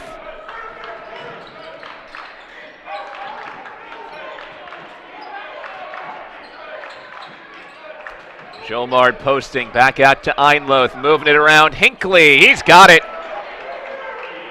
Now Jomard passes so well out of those double and triple teams, burned the Beacons a couple of times. Yeah, and a second half adjustment UMass has made is they're gonna dig at the post is what we call it every time. So when the ball enters the post, they're gonna come in with hands and dig at it. But MIT is doing a great job of passing it out, getting an extra pass for an open 3. Now, all the work the Beacons have done, the Engineers are back up by 20, right where they were at halftime. Each side scored 22 in the opening 9 minutes of the second half. Gonna see it right here. Here's a dig at the post.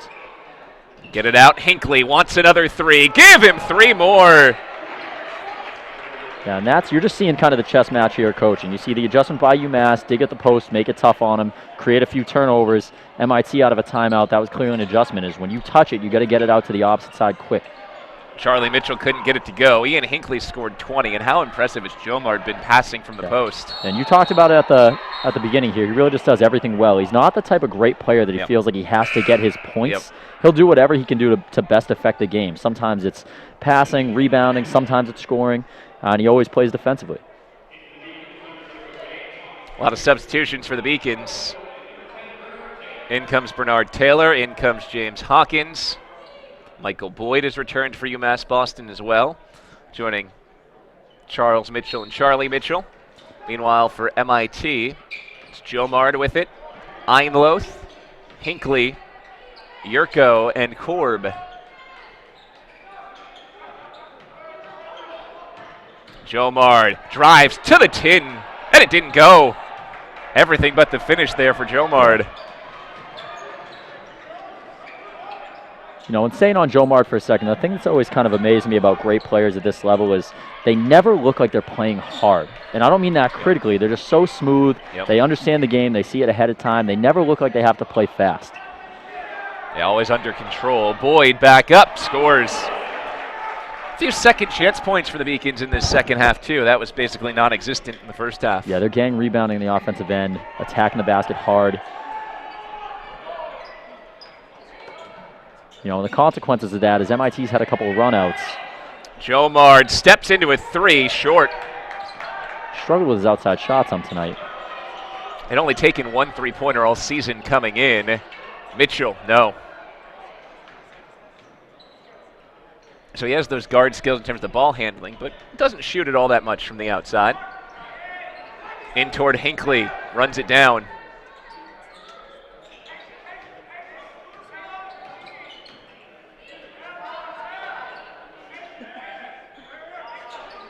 Just 8 to shoot for the Engineers. Mismatch outside, Hinckley. Missed this time. First miss in a while for Ian Hinckley, who scored 20. It's a great unselfish play, though. Joe Mart had Charlie Mitchell in the post. Probably could have made a one dribble move there and scored, but gave a great pass to the corner. Yeah, Michael Boyd again. He scored 10.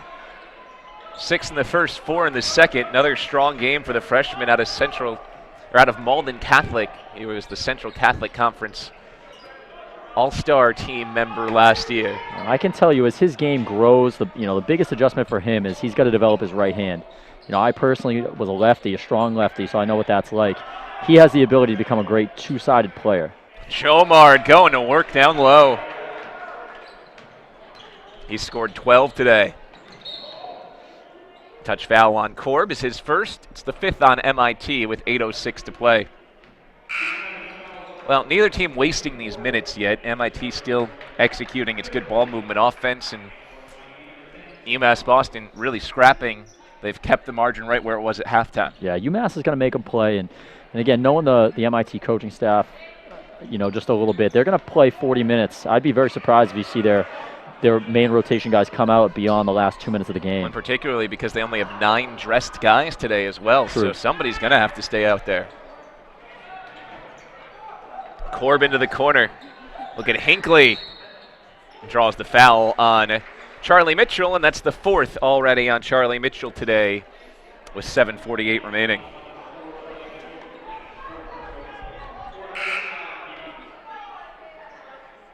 Brings us a timeout on the floor. 7:48 to play. MIT up 21. It's 67-46 on the Beacons Broadcast Network.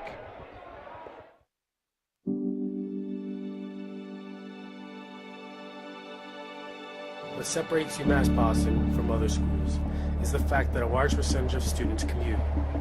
For me, it takes 2 hours each day to go to and from school, but every second has been worth it because the students that come here are serious about learning, they value their education, and understand where it'll take them in the future. This is what UMass Boston means to me.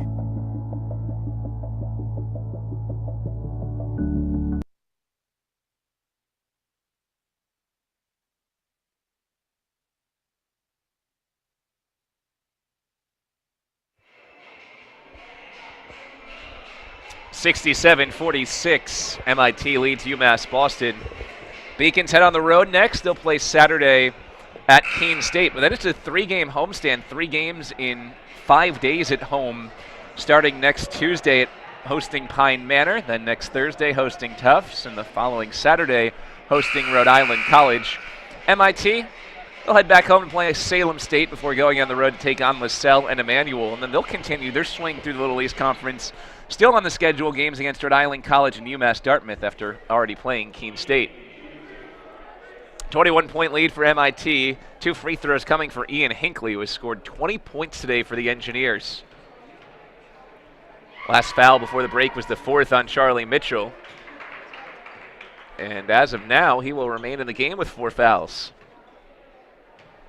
I guess in a 22-point game, you're looking for valuable minutes. Doesn't really matter whether he gives you a couple now and fouls out or if you put him on the bench for 4 minutes and brought him in at the end. Yeah, exactly. He's just going to let him go play. I don't even think you're going to see him make too many adjustments on the defensive end. 23-point lead for MIT, but it was 20 at halftime. Beacons have hung in it in the second half. Boyd rattles it out. Offensive board for the freshman Smith. See, and you see a little bit of what I was talking about with Boyd right there is when he goes left, he's going left to attack. When he goes right, he's going right to pull up. Now, it's a little like the Lonzo Ball game right now, just the exact opposite of it. Lee's layup didn't go down. That and the $500 sneakers, probably another big difference. The Mike Boyds are coming out later in the year. This is batted forward. Charlie Mitchell's forced another steal. How about some brotherly love? Back to his brother Charles. It didn't go down. Those two hooked up for so many big buckets on New Mission's path to the state championship last year. Off-ball foul, and if that's on Charlie Mitchell, it's his 5th. And it is on Charlie Mitchell, so he is fouled out of this game with 6:53 to go. And you know what you love about these kids, getting to know them a little bit. I'm going to see them tomorrow, and I'm going to say, hey, what did you think about that game? What did you take away from it? And they're not going to come to me and say, wow, MIT was good, or wow, MIT did this. They're going to say, we didn't do X, Y, and Z, and that's why we lost. Yep. Give them to me again. And that's what you love about this young team and the attitude they bring. And they bring that to practice every day. I've experienced a little bit of that personally. I have a relationship with them and being an alum, and I think pretty much every one of these freshmen has challenged me to one-on-one at some point. I tell them I'm too old, I can't do it. First time this year, Robert Nascimento has come into the game. 6'7" junior center from right in Boston. Just 5 to shoot. Jomar to the outside for Korb. He's got another 3. MIT has made 11 three-pointers today. Yeah, and we talked earlier in the game about rhythm threes. I don't think you've seen MIT take a single shot from behind the perimeter that wasn't out of rhythm. UMass, they've done a lot of them just kind of staring at you, trying to force up. MIT, these are rhythm shots they're going to make. And assists on about 75% of their made field goals as well. And that's a rhythm shot right there. And Boyd hits it off the assist from Ty Lee. And that's what they need to get in the habit of doing more, getting penetration to make plays for other and taking rhythm shots. Back to a 23-point game. Engineers basically having everybody touch the ball on each trip down the floor at this point. All 5 have touched on this possession. And it leads to Yurko open for 3. It's pretty basketball. It is. Yeah, and the defense will break down. A lot of this isn't bad UMass defense. When you have to rotate that many times, 3, 4, 5 times in a possession, your defense is going to break down. Begins readying John Tessin to enter the game for the first time today.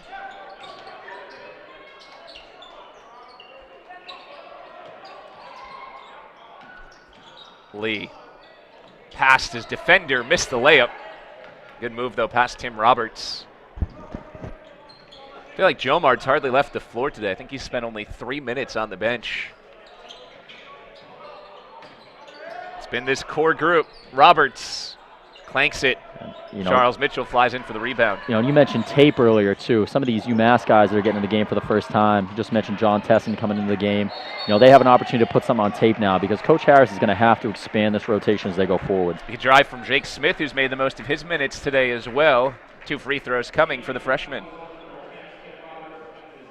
It gives you the opportunity to earn more playing time because you can only do so much in practice. Yeah, and and I can tell you I don't know exactly what Coach Harris is looking for out of every individual player, but the biggest thing that you need to build with a coach as a young player is trust. He has to be able to trust you to put you in a close game, whether it's for 2 minutes, 5 minutes, whatever it is. Go in, do what I ask you to do it well, and that's how you're going to earn yourself more time. 75-50, Nascimento and Lee out. Back in comes Taylor along with Tessin for the first time. And I think Jake Smith's done some pretty good things on the floor today. I think he's rebounded pretty well, used his size, and he's a guy that's going to have to transform his body this offseason to play a more authentic 4 position. And when you're 6'5" in high school, you can do some things that you can't do when you're 6'5" at the college game. There's Jomard plus the foul. 14 today for Bradley Jomard. MIT leads by a game-high 27. The Beacon scrapped and clawed for most of this second half, but now MIT starting to put it away. Yeah, and you just want to see the effort maintained for 5 minutes. You see some guys right now with the hands on the knees and the heads down. Just want to see them play hard, play 40 minutes. First time Beacon's really been in a blowout this season outside of the exhibition game against UMass Lowell. Had a 13-point win, 2 close wins, and 1 close loss coming in. And I don't think they're going to play in a lot of these games this year, mainly just because of the style they play. They play so hard, they can pressure the ball, they play together. Oh, the Euro step from Jomard. That's beautiful. Off the steal, he's up to 16 points. He's done his scoring in bursts today. There's 3 or 4 possessions in a row where he'll get to the bucket and score. Yeah, and he's just taking what's coming to him. He doesn't have to force his game. Tough shot for Taylor, contested 3. Bernard Taylor hits it. Beacon's back within 26. Sometimes in these games, the last few minutes of games, you find that kind of a shot maker emerges. We'd used that word earlier. You might get that here tonight. You hope you do. Yurko down for Jomard. Attacking the glass again, and he drops it home. Making a late run to try and push Ian Hinckley from the top scorer honors. 18 for Jomard. Hinckley scored 22. MIT's on its season average at 81 points.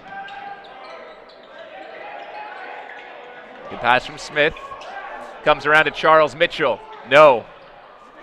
Hinckley grabs the rebound. 3:25 and counting. And you see that extra pass from Taylor there was just a little bit late. That's one that you just want to be automatic as a basketball player. Touch it and get rid of it. Hinckley up top.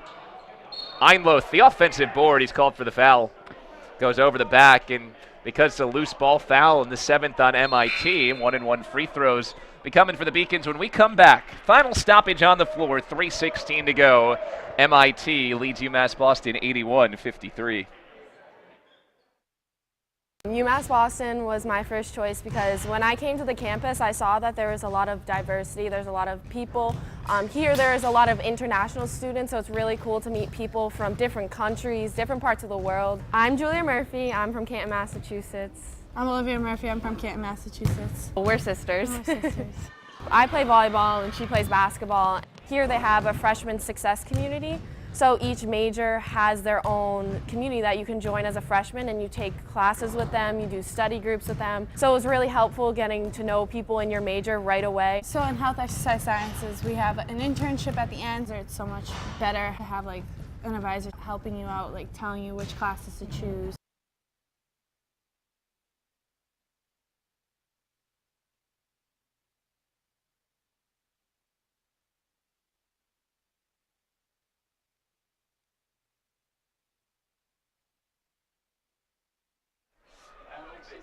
Back at the Clark Athletics Center, winding things down, 3:16 to go. UMass Boston trailing MIT 81-53. This is a very good MIT team.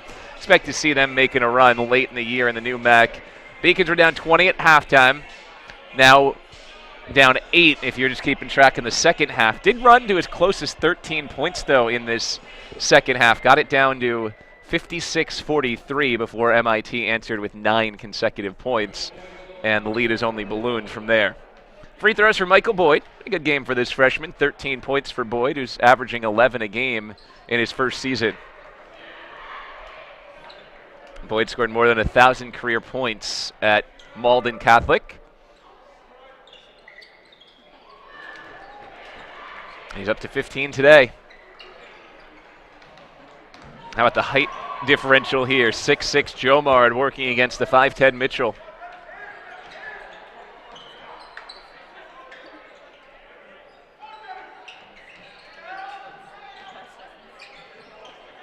Jomard with positioning, whirls out and traveled first. Double team collapsed on him and caused him to be a little bit clunky. MIT, if they're looking for one big adjustment going into their next game, it would be the turnovers. Yeah, for sure.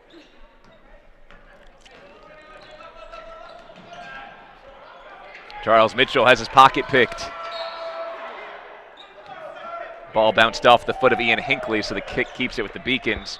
Well, you've seen why A.J. Yurko was the Defensive Player of the Year in the conference. He's done a phenomenal job just making life difficult on Beacon ball handlers today. Yeah, he's just really solid. He doesn't, he's such a good defender and moves his feet so well. He doesn't have to give you any space.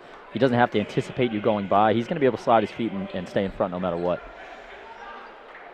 I think talking about MIT going forward, if we can address them for a second, the biggest thing I think that they're missing just from watching this game is a true ball handler. Mm-hmm. Now, you mentioned their turnovers, and we talked about some careless turnovers on the UMass side. MIT's turnovers weren't careless.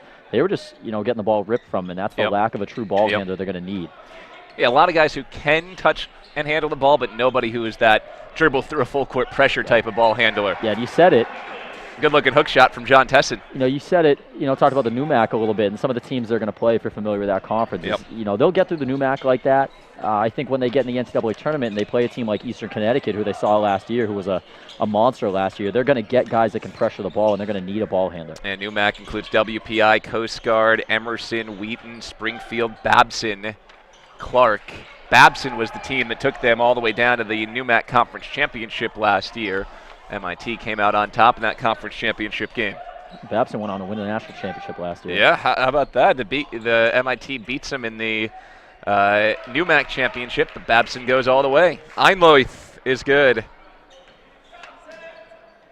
So if you can make it through that NEWMAC conference, you're a team that has a good chance to make some type of run in the NCAA tournament. Yeah, it's always fun to do that as you grow up and you get to know these teams better, and these guys will learn that over the span of 4 years. You realize how minute the differences are between the great teams and the good teams and the good teams and the bad teams. Michael Boyd's having a really good second half. He's up to 17 points now, 11 in the second half. Yeah, he can play. His ceiling is very high. MIT will take a timeout as the Engineers look to get some guys in who don't play all that often. Brendan Rosales ready to enter, as is William Little. And Nacho Nuano will come back into the game. He'd been sitting with 4 fouls since about the 18-minute mark. We talked a little bit about shot makers and UMass needing some shot makers. That's the final media timeout on the floor, so as they take a break down on the court, we'll step aside. 89 seconds to play. Winding things down at the Clark, 83-59, the lead for MIT.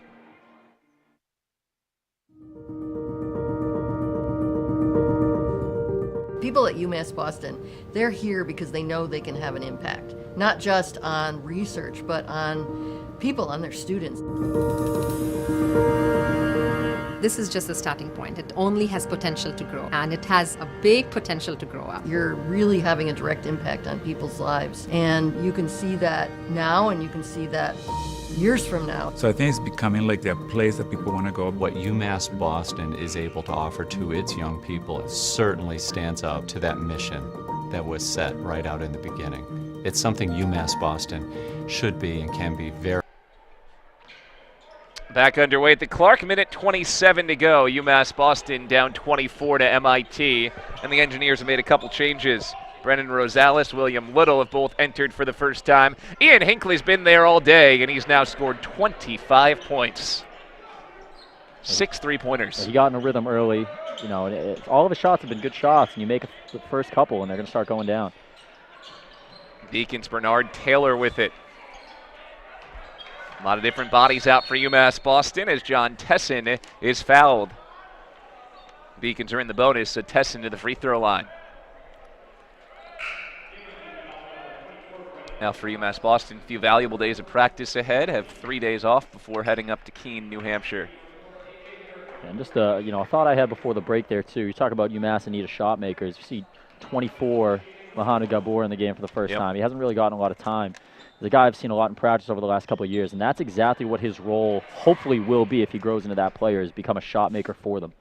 So a little more playing time last year, but with all the freshmen this year, the playing rotation's been harder to crack, and you've seen upperclassmen have to take on different roles this year. Yeah, it's just so competitive at the guard spot, and I threw that word trust out there a minute ago, and I think his biggest flaw right now is that he just can't be fully trusted on the defensive end. He needs to be a little smarter. He'll get there. I know he works really hard at it.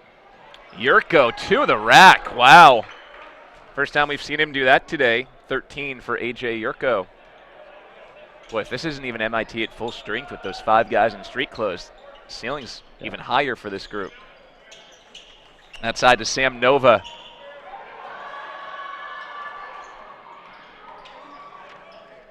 Just 10 to shoot. Nova bobbles it. Taylor, that's a 3. Off the mark. Shot clock is off. MIT runs it forward to William Little with the shot clock off. He pulls it out.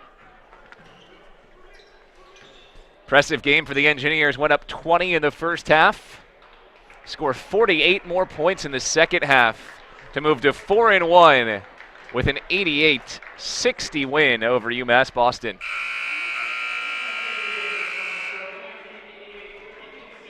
Beacons fall to 3-2. A lot to learn from this one. Yeah, for sure. And they're gonna have a long list of takeaways from this one. They'll address the rest of the week as they move forward. And it only gets tougher and more competitive as they move in the conference. They got Keene State right around the corner, and then they come fast in the second half of the year. All right, UMass Boston falls 88-60. We'll step aside. When we come back, Steve Witkowski will be down courtside with Jason Harris.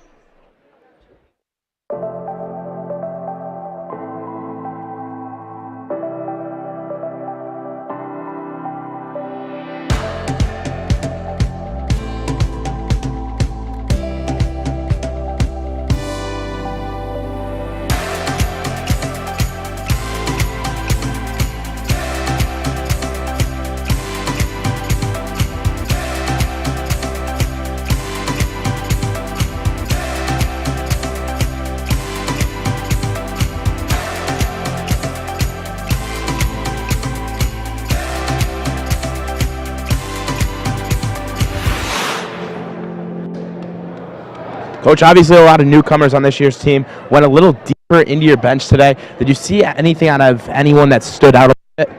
Yeah, listen, we haven't got a lot of good looks at some of the young guys in competition. So, I thought Dennis Houghton played pretty well for us. He competed, and same as Jake. Both those guys came in and played hard, and we're just looking for them to be physical, and I thought they were tonight. And obviously Keene State on Saturday matchup, another big, tall team like MIT. What do you have to do this week to prepare for Keene State? Just keep getting better. I mean, we got to improve, and we have to learn from our mistakes. We lost this game yesterday by having a really bad practice. We lost this game 2 days ago by having another bad practice, and that's part of maturing and growing up. And there's no moral victories for us as a program here going forward. But it's part of the learning process, and we're going to continue to play young guys. And some nights are going to be like this. It's a good team. End of the year, they're going to be top 10. Hey, Coach, back to the booth. All right, thanks, Steve. Yeah, I would second that. MIT not ranked in the top 10 at this point, but got a good chance to get there at some point. They win 88-60 today. Let's take a look at the highlights from this second half. Beacons came out in the second half and pushed for a bit. They'd struggled to score in the first half. They ended up scoring 40 points in the second half and got it going with Ty Lee making this nice layup. Yeah, and I think you're going to see some of exactly what we know about this Beacons team already. They can pressure the ball. They can create turnovers. They can use their athleticism to get to the basket. There's going to be a lot on this tape that they're going to have to, say, hey, we need to grow and mature, like Coach just said, and get better. And MIT had some big answers from time to time. This is as close as the game got off this floater from Charles Mitchell. It was a 13-point game. MIT would answer with a 9-0 run, even though the Beacons were still doing what they could. Michael Boyd scored 17 today, but here's another one of those in-rhythm threes. Cameron Korb. This one put MIT up by 26, a lead by as much as 29, eventually winning by 28. Here's one more from Bernard Taylor, who had a couple threes on the day as well. So Beacons fall 88-60. It's a 28-point loss. Take a break. When we come back, we'll bring you the stats from the full game and our team leaders. Then we'll wrap things up here from the Clark Athletic Center.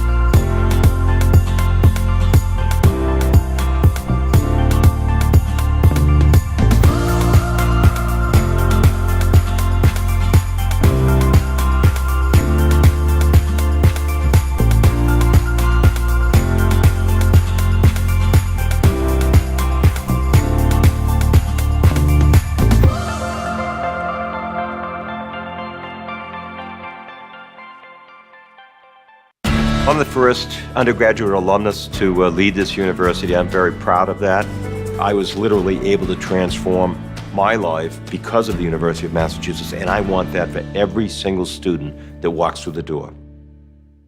I did receive a non-athletic scholarship upon entering school. I got the presidential scholarship, which was huge for me. I think there's more opportunities for academic scholarships in Division III. I did receive academic scholarships. Just being involved on campus, being a leader, all those things combined kind of get me recognized. It's a great experience for me.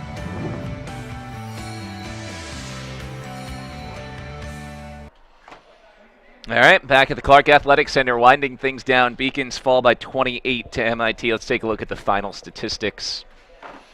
UMass Boston ends up shooting 41%, so didn't improve in the second half, but not going to win any games when a team shoots 59% and 55% from three against you. Yeah, and those numbers will meet in the middle when these two things happen. When UMass starts sharing the ball a little more, and I don't think that's out of selfishness. I think that's just getting a better feel for the game. When they start to share it and take better shots that are more in rhythm, that percentage is going to come up, and the 59-6 is going to come down when they start defending penetration.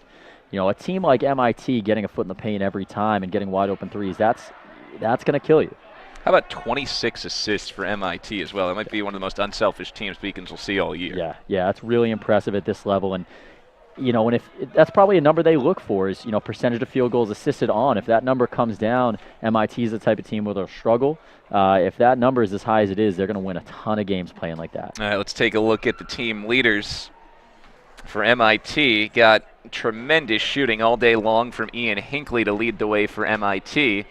Meanwhile, for UMass Boston, really strong second half for Michael Boyd. The freshman scored 11 in the second half, 17 overall. Yeah, I've been saying it the past week now. I've seen them play 4 times in the past week, and yeah, I just want to see him stay aggressive. As a freshman and a scorer, he's going to have nights that he scores significantly. He's going to have nights that he struggles, but he needs to stay aggressive at all times because he has a chance to be a special player in 4 years. All right, looking ahead for UMass Boston, important conference game coming up to open up the conference season in Little East play against Keene State.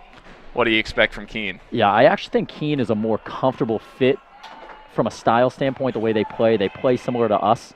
The biggest issue that they present is always their size. You know, so UMass is going to have to gang rebound on both ends, create extra possessions, and limit theirs to really to have an opportunity to win that game. All right, big thank you to our production crew who worked a double dip today here at the Clark Athletic Center with the women's basketball team taking down Becker, men's basketball team falling to MIT. You see the whole crew with producer Rachel Maslak, directors Anthony Searles and Rachel Maslak, Alex Gibbs on the instant replay. We had Steve Witkowski on the sidelines, great group of camera operators, and my partner Jeff Ebbs. Bill Spalding saying so long. Once again, your final score from the Clark Athletic Center was MIT 88, UMass Boston 60. Thanks for watching on the Beacons Broadcast Network.